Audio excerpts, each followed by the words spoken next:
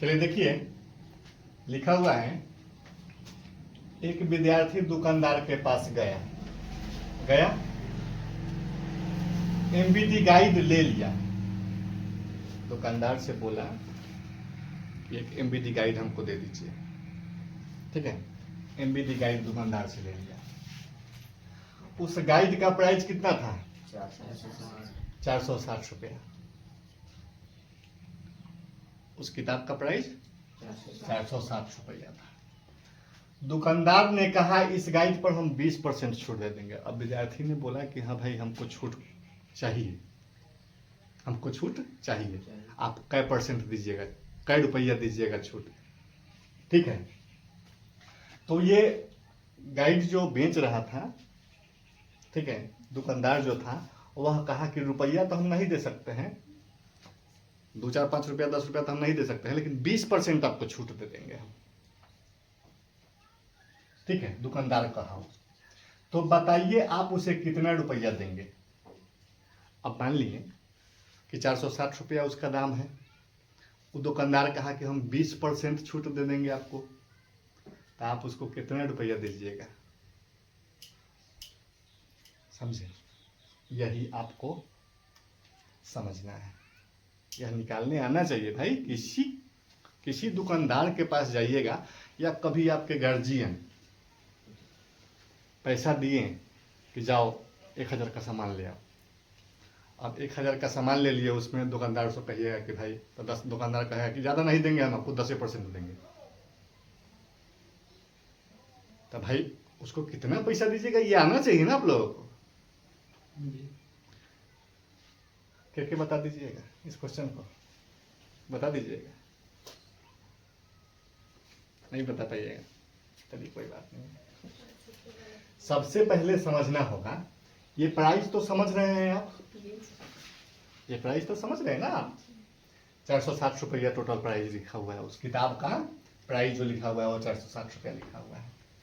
वह क्या करेगा कि 20% छूट देगा उस पर, उस किताब पर 20% छूट देगा। ठीक है, तो सबसे पहले आपको जानना होगा कि परसेंट क्या चीज होता है, प्रतिशत क्या चीज होता है। परसेंट इंग्लिश में बोला जाता है और हिंदी में प्रतिशत बोला जाता है उसको। वो प्रतिशत, हम परसेंट बोल रहे हैं तो नहीं समझ लीजिए कि हाँ भाई वो तो परसेंट प्रतिशत बोल रहा है, घबरा रहा है शायद, ये सब नहीं होना चाहिए। ठीक है, प्रतिशत हिंदी हुआ और इंग्लिश हुआ परसेंट। ठीक है, अब कहने का मतलब ये है कि प्रतिशत का मतलब समझना होगा, यानी परसेंट का मतलब समझना होगा। तो समझिए कि परसेंट का मतलब होता है, यहाँ पे प्रतिशत लिखा हुआ है तो इसका मतलब होता है 1/100। प्रतिशत कहीं भी लिखा हुआ रहेगा तो 1/100 हो जाएगा। इसका मतलब 1/100 हो जाएगा। अब देखिए, अब कहने का मतलब है कि यहाँ पे अगर 5% लिखा हुआ है, यहाँ पे अगर 5% लिखा हुआ है तो इसका मतलब क्या हो गया? 5 गुने 1/100 बराबर 5/100। अगर 20% लिखा हुआ है तो यहाँ 20 गुने 1/100 बराबर 20/100। प्रतिशत का मतलब समझ गए ना?